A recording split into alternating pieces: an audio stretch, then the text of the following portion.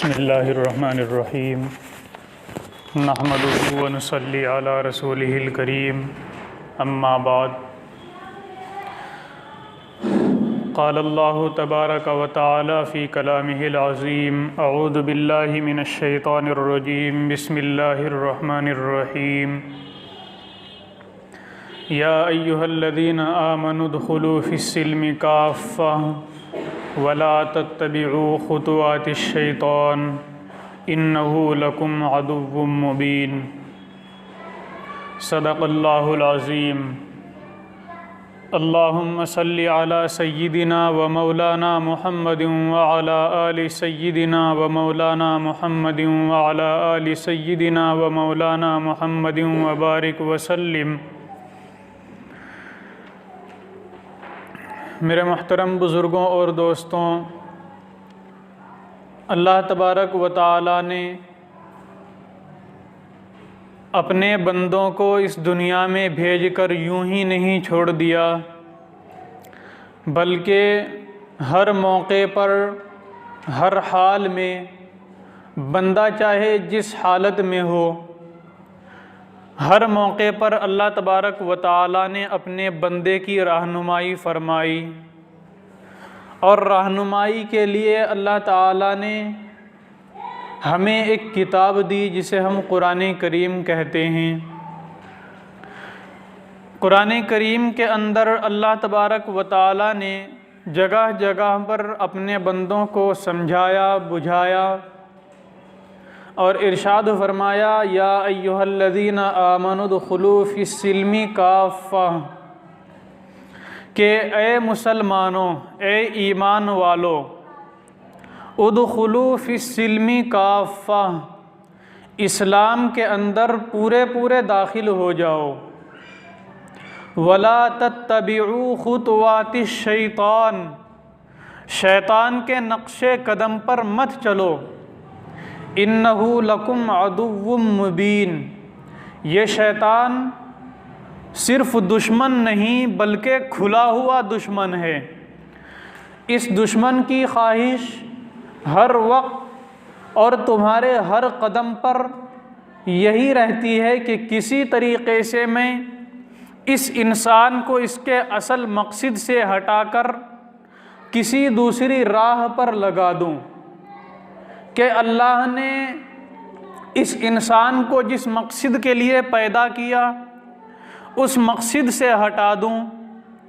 अल्लाह ने इस इंसान के लिए नेमतों की जगह यानी जन्नत को बनाया, लेकिन उस शैतान की ख्वाहिश ये है कि मैं इस आदमी को और इस इंसान को उस नेमतों की जगह में न जाने दूं, बल्कि इसके बरअक्स अल्लाह ने जो दूसरा ठिकाना बनाया जिसे हम जहन्नम कहते हैं, ये शैतान उन कामों का हुक्म देता है और उन कामों के करने का हुक्म देता है, उन कामों पर उभारता है कि जो काम जहन्नम का रास्ता दिखलाते हैं। ये जहन्नम कोई हल्की फुल्की चीज़ नहीं है, ये जहन्नम बड़ी सख्त चीज़ है कि इस जहन्नम में मुख्तलिफ़ तबक़े बनाए हैं अल्लाह ताला ने। जहन्नम में एक जगह ऐसी है कि पूरी जहन्नम उस हिस्से से दिन में 70 मरतबा पनाह मांगती है। इतनी ख़तरनाक जहन्नम का वो हिस्सा है कि जहन्नम भी अपने ही हिस्से से दिन में 70 मरतबा पनाह मांगती है कि अल्लाह इस हिस्से को हमसे अलग कर दे। हालांकि जहन्नम को बनाया ही इसलिए गया है ताकि लोगों को वहाँ पर उनके आमाल का बदला दिया जाए। जैसे उनके आमाल होंगे, जितने सख्त उनके आमाल होंगे, उतनी ही सख्त सज़ा जहन्नम के अंदर दी जाएगी। और जहन्नम खुद एक दर्द देने वाली चीज़ है, दर्दनाक चीज़ है। लेकिन उसी जहन्नम के अंदर एक जगह, एक हिस्सा अल्लाह ने ऐसा बना दिया कि पूरी जहन्नम उस एक हिस्से से पनाह मांगती है। अंदाज़ा लगाएं कि वो हिस्सा कितना सख्त और कितना दर्दनाक होगा कि खुद आग उस आग के हिस्से से पनाह मांग रही है। इसके बिलमुकाबिल अल्लाह तबारक व तआला ने एक नेमतों की जगह बनाई और उस नेमतों की जगह का नाम है जन्नत। इस जन्नत के अल्लाह तबारक व तआला ने मुख्तलिफ दर्जे बनाए। जन्नत को हासिल करना बहुत आसान है, इसी तरीके से जहन्नम को हासिल करना यह भी बहुत आसान है कि अल्लाह तबारक व तआला ने जो हुदूद कायम फरमा दी कि इन आमाल को करो, नमाज़ों को पढ़ो, ज़कात दो, हज करो जिसके ऊपर हज का वाजिब है, सदका दो, अपने पड़ोसियों का ख्याल रखो, वालिदैन का ख्याल रखो, अपने इस्लाम की हिफाजत के लिए जो कदम तुम्हें उठाना पड़ सकता हो उसको उठाओ, उसके भी बदले में अल्लाह तबारक व तआला ने जन्नत लिख दी। लेकिन हमें कहा गया कि नमाज पढ़ो, हमने नमाज नहीं पढ़ी। अल्लाह ने हमें माल दिया, माल देने के बाद हमारे ऊपर ज़कात और सदका वाजिब हुआ, हमने ज़कात नहीं दी। अल्लाह ने हमें इतना माल दिया कि हमारे ऊपर हज ज़रूरी हो गया, हमने हज नहीं किया। अल्लाह ने कहा कि ज़िना ना करो, ज़िना करते फिरे। अल्लाह ने कहा कि अपनी आँखों की हिफाजत करो, हम आँखों की हिफाजत ना कर पाए। अल्लाह ने कहा कि तुम वक्त पर 5 वक्त नमाज़ें पढ़ो, हम नमाज़ें नहीं पढ़ी। तो इसके मुकाबिल अल्लाह तबारक व तआला ने एक चीज़ बना दी, उसका नाम है जहन्नम। ये जन्नत और जहन्नम ऐसा ठिकाना है कि हर इंसान को इन 2 ठिकानों में से एक ठिकाने के अंदर ज़रूर जाना है। जन्नत के अंदर जाने के लिए अल्लाह तबारक व तआला ने कहा उदखुलू फिस्सिल्मि काफ़ा, कि इस्लाम के अंदर पूरे पूरे दाखिल हो जाओ।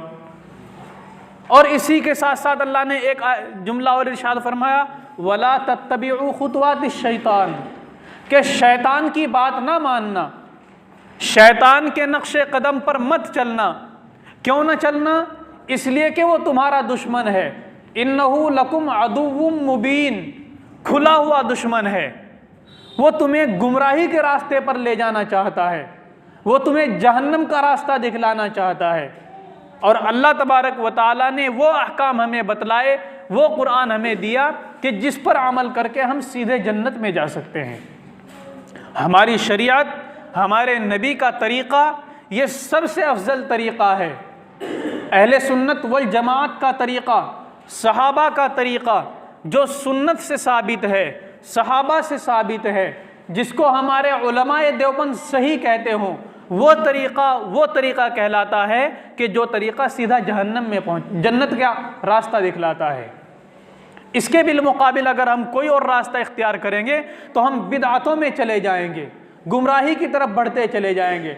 और फिर कितना हम गुमराही में चले जाएं, कितना हम गुमराही के अंदर डूब जाएं, इसका कोई अंदाज़ा नहीं।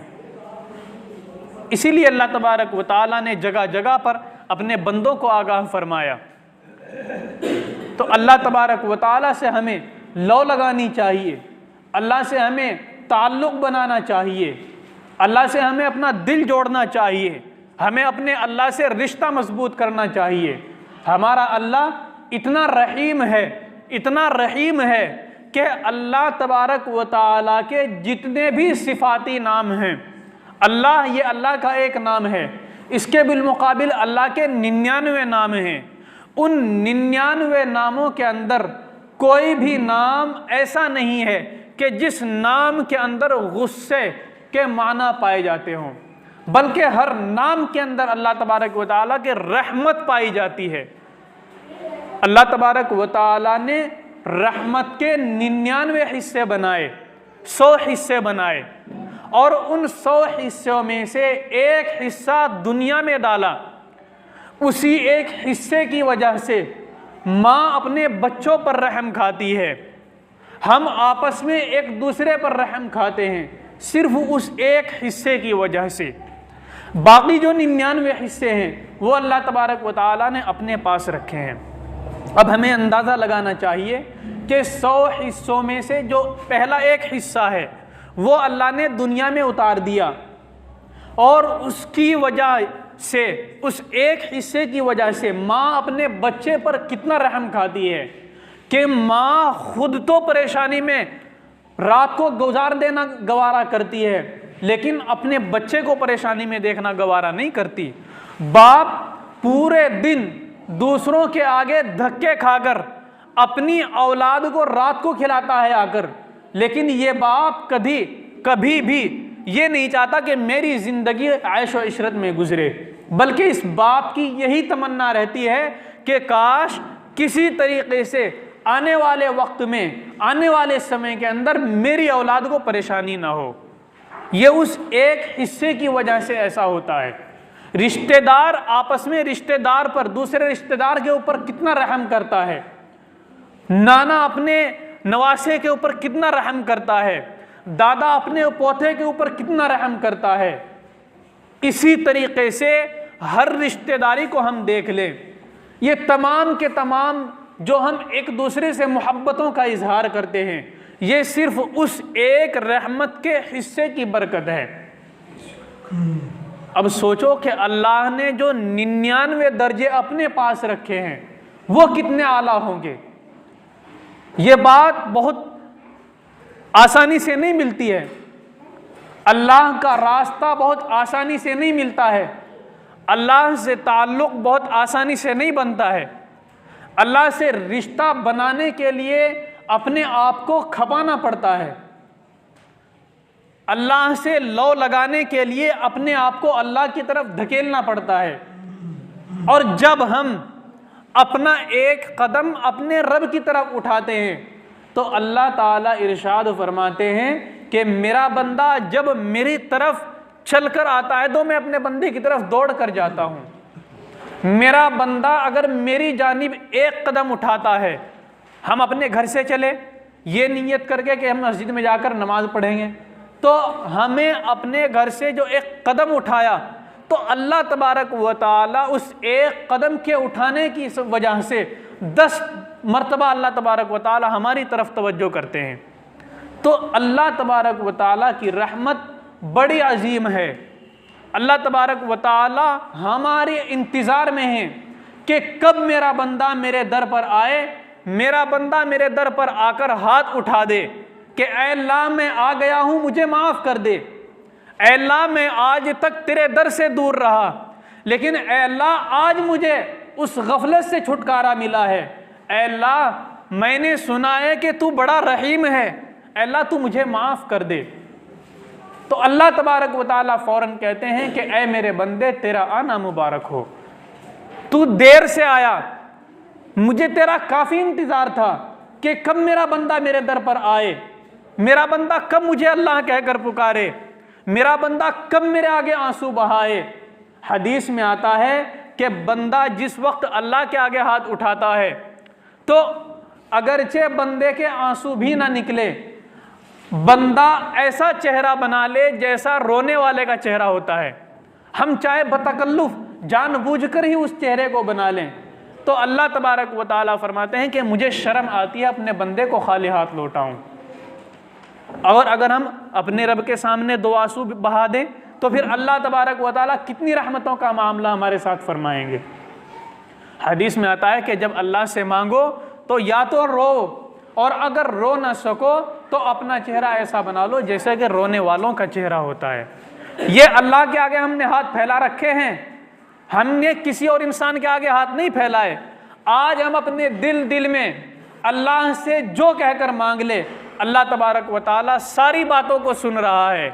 इसके बरखिलाफ़ अगर हम किसी इंसान से मांगे, भाई हमें 10 रुपये दे दो, हमें इतने पैसे दे दो, हमें फ़ुला चीज़ की ज़रूरत है ये दे दो, खुद बेटा अपने बाप को देने के लिए तैयार नहीं है आज के हालात के अंदर, लेकिन इसके बिलमुकाबिल अगर हम अल्लाह के आगे हाथ फैला दें, ऐ अल्लाह मैं आ गया हूँ तेरे दर पर, मुझे माफ़ कर दे, ऐ अल्लाह मैं परेशान हाल हूँ, मेरी परेशानी को दूर कर दे, ऐ अल्लाह मुझे फ़ुला शिकायत है, मेरी वो शिकायत दूर कर दे। दिल में ज़ुबान हिलाने की ज़रूरत नहीं है, हाथ फैलाकर अपने रब के आगे ये अपनी शिकायत कर दो, अल्लाह तबारक व ताला हमारी उस तकलीफ़ को, हमारी उस परेशानी को दूर फरमा देते हैं। ये हमारा अल्लाह है।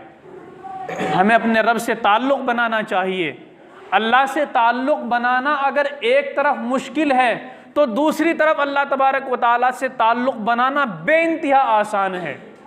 मैंने बताया कि अल्लाह की रहमत के 100 दर्जे हैं, उन 100 दर्जों में से एक दर्जा दुनिया वालों को दिया, उस एक दर्जे की वजह से माँ अपनी औलाद पर रहम खाती है, तो अब सोचो कि अल्लाह ने जो 99 दर्जे अपने पास रखे हैं, उनकी वजह से अल्लाह अपने बंदों पर कितना रहम खाएंगे।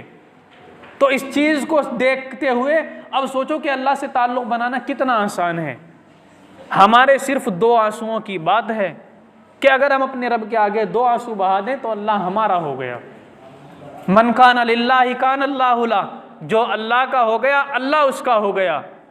ये सर्दियों की रातें ये अल्लाह की नेमत हैं, लेकिन हमारा नौजवान इन सर्दियों की रातों को नेमत समझकर पूरी रात मोबाइल देखते हुए गुजार देता है। मेरे भाइयों, ये 12 घंटे की रात है। इन 12 घंटे में से फजर की अजान से ठीक 20 मिनट पहले अगर हम उठ जाएं और अपने रब के सामने 2 रकात नमाज नफल पढ़कर हम अपने रब से कुछ मांग लें तो अल्लाह तबारक व तआला हमें वही दे दे। अपने रब के आगे हाथ तो फैलाओ मुसलमानों। अगर अल्लाह हमारी मुरादों को पूरा ना करे तब कहीं और जाने की ज़रूरत है। अल्लाह ताला आखिरी रात का जो आखिरी हिस्सा होता है, उस रात के आखिरी हिस्से में सबसे नीचे वाला आसमान जो हमारे सर पर कायम है, इस पर आकर पुकारते हैं कि है मेरा कोई बंदा जो मुझसे रिज़्क़ मांगे, है मेरा कोई बंदा जो मुझसे माफ़ी तलब करे मैं उसको माफ़ करूं, है मुझसे कोई बंदा जो मुझसे बीमारी को शिफा की दुआ करे मैं उसकी बीमारी दूर करूं। तो मेरे भाइयों, वो अल्लाह वो है कि जो खुद कह रहा है कि है कोई जो मुझसे मांगे। याद रखना चाहिए कि अगर कोई आदमी हम में से ऐलान करे भाई बताओ किसी को कोई ज़रूरत है, मैं उसकी वो ज़रूरत पूरी करूं, हम में से कोई खड़ा हो कह दे भाई मुझे फला चीज़ की ज़रूरत है, वो आदमी दे देगा। लेकिन अल्लाह जो तमाम ख़जानों का मालिक है वो कह रहा है कोई जो मुझसे माफ़ी मांगे। अल्लाह ये नहीं कह रहा है कि जो हमेशा से परहेजगार हो वही माफ़ी मांगे। अल्लाह ये कह रहा है कोई, चाहे वो कितना भी गुनहगार हो, चाहे वो इतना बड़ा गुनहगार ही क्यों ना हो कि जिसके गुनाहों से आसमान और ज़मीन भर गए हों, लेकिन वो है मुझसे मांगने के लिए तैयार कि अल्लाह मैंने जुल्म किया अपनी जान के ऊपर, तू मुझे माफ़ फरमा। मेरे भाइयों, ये तहज्जुद का वक्त बहुत आला वक्त है। अल्लाह तबारक व तआला अपनी रहमत के दरिया बहा देते हैं और अल्लाह ताला बहाना तलाश करते हैं कि कब मेरा बंदा मेरे आगे हाथ फैलाए और मैं उसको माफ़ करूं। हमें अल्लाह तबारक व तआला से रिश्ता बनाना चाहिए। वो रिश्ता हमें 2 जगह से मिल सकता है। एक तो अल्लाह की राह में जाओ, चाहे वो तबलीगी लाइन से हो या उलमा के पास जाकर हो। अल्लाह का फ़ज़ल है आपके कस्बे बेहट के अंदर उलमा बेशुमार हैं, उनसे ताल्लुक़ बनाओ, कहीं दूर जाने की ज़रूरत नहीं। आपके बेहट के अंदर बहुत उलमा हैं, ख़ुद मेरा ताल्लुक़ आपके बेहट के उलमा से है। अल्लाह ताला ने उन्हीं उलमा की बरकत से मुझे इस काबिल बनाया कि मैं आप लोगों के सामने बैठकर 2-4 नसीहतें कर देता हूँ। आप लोग उनके पास हर वक्त जा सकते हैं, उनके पास जाओ, अल्लाह से लो लगाओ। अल्लाह तबारक व तआला बहुत रहीम है। अपने रहीम अल्लाह से मांगो, अल्लाह ताला माफ़ी के बहाने तलाश करता है। अल्लाह तबारक व तआला हम सब को कहने की और सुनने की तौफ़ीक़ अता फ़रमाए।